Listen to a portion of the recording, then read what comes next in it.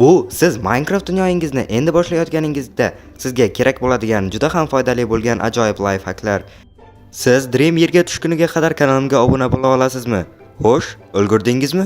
Unday bo'lsa videoni boshladik. Siz Minecraftda asosan qazish ishlari bilan shug'ullansangiz kerak, lekin endigina o'yinni boshlaganingizda konga tushish juda ham xavfli. Albatta maxluqlar bilan urushmasangiz, undanda yaxshiroq yechim sifatida agar siz okean yonida spawn bo'lsangiz, qayiqqa borishni maslahat beraman. Siz kemadan xarita, siz uchun yetarli bo'lgan oziq-ovqat, TNT, olmoslar, temir hamda lazurit qoldiqlarini topishingiz mumkin.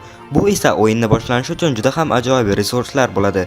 Shuning uchun keyingi safar o'yin dunyoyingizni boshlaganingizda mana shunday okeanlardan foydalanishingizni maslahat beraman. Shuning uchun kondan ko'ra ancha foydali yechim. Siz endigina dunyoni yaratib o'yinni boshlaganingizda sizga kerakli narsalardan biri bu qo'y hisoblanadi. Chunki undan tushgan jun yordamida o'zingizni birinchi tunni o'tkazishingiz uchun bemalol kravat yasashingiz mumkin. Lekin ko'rganingizdek tabiatda turli xil qo'ylarni uchratishingiz mumkin hamda buning hammasi bir xil rangda bo'lishining ehtimoli kam. Shuning uchun siz shunchaki yerdagi gullardan foydalanishingiz mumkin. Ulardan rang sifatida foydalaning hamda barcha qo'ylarni bir xil rangga keltirsangiz, keyin esa bemalol kravatni yasashingiz mumkin. Ushbu lifehackdan ko'pchilik foydalanmaydi va hamma qo'yni oq bo'lishini kutib turadi. Lekin mana shu lifehackdan foydalansangiz, keyingi safar siz ancha ertaroq kravat yasaysiz. Siz o'yinni boshlaganingizda temirni yig'ganingizdan so'ng eng birinchi bo'lib himoya kiyimini yasamasligingiz kerak. Chunki hali temiringiz oz vaqti, bir donagina temir sizni butun boshli xavfdan himoya qiladi. Aynan mana shunday bor yo'g'i bir nechta yog'och hamda bir dona temir orqali qalqon yasashingiz mumkin.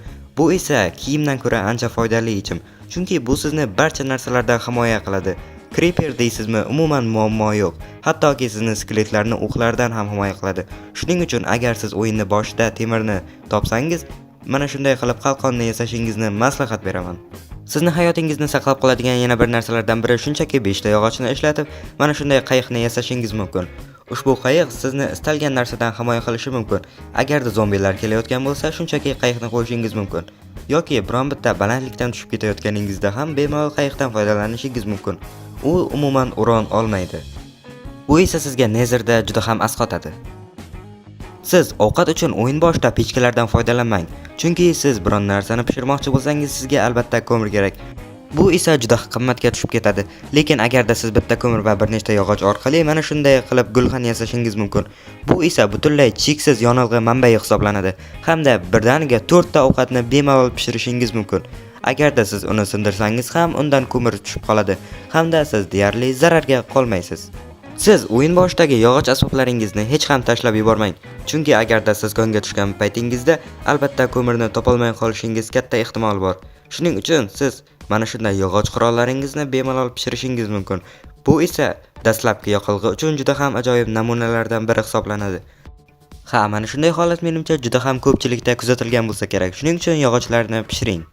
Siz konda yurganingizda invertoringiz juda ham to'lib ketish ehtimoli bor.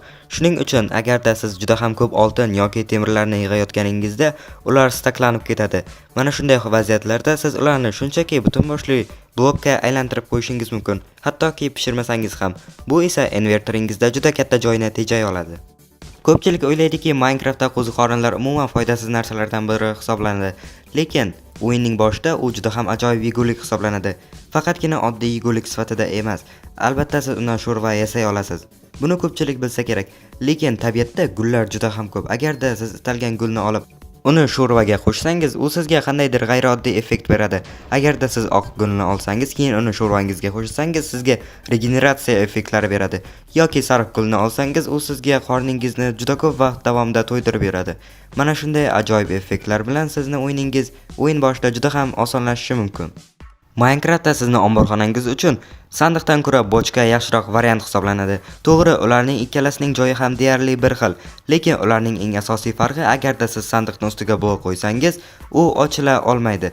Lekin agarda siz bochkaning ustiga blokni qo'ysangiz, uni siz bemalol ochishingiz mumkin. Bu albatta eng katta plus tomonlardan biri hisoblanadi. Bundan tashqari, bochkaning krafti sandiqning kraftiga qaraganda anchagina kamroq yog'och ishlatiladi.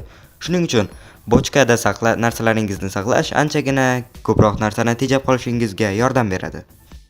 Dastlabki o'yinning boshlarida sizda temir kamroq bo'lgan vaziyatda mana shunday yondirgich yasashingizni maslahat beraman. Chunki sizni o'yin boshida ovqatingiz juda ham kam bo'ladi. Ularni pishirish esa juda qimmatga tushishi mumkin. Lekin agarda siz yondirgich yasasangiz bemalol hayvonlarni pishirib, uni pishgan go'shtini olishingiz mumkin. Bu juda ham qulay life hack hisoblanadi. Yoki xuddi shu narsani lavali chelak yordamida ham qaytarishingiz mumkin.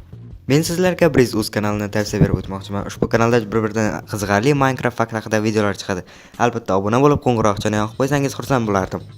Siz qishloqqa kelgan paytingiz albatta ketmonni yasab oling, chunki qishloqda juda ham ko'p somon bloklari joylashgan bo'ladi. Aynan mana shunday ovqat tanqis vaziyatlarda somon bloklari eng yaxshi ozuqa manbaidan biri hisoblanadi.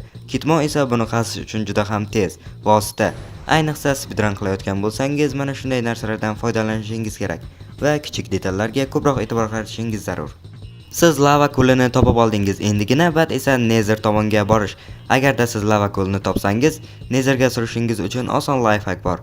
Buni men oldingi videolarimda ham aytib o'tgan edim. Shunchaki bu yerga bitta toshni qo'yishingiz hamda bu yerga suv quysangiz, bemalol portalni yasashingiz mumkin bo'ladi.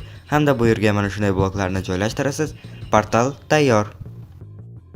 Shunday qilib Netherga yetib oldik. Agar 2000 ta like yig'sak, Netherdagi life hacklar videoga like bosib qo'yishni albatta unutmaymiz. Shuning uchun hammaga xayr, sog' bo'ling, salomat bo'ling.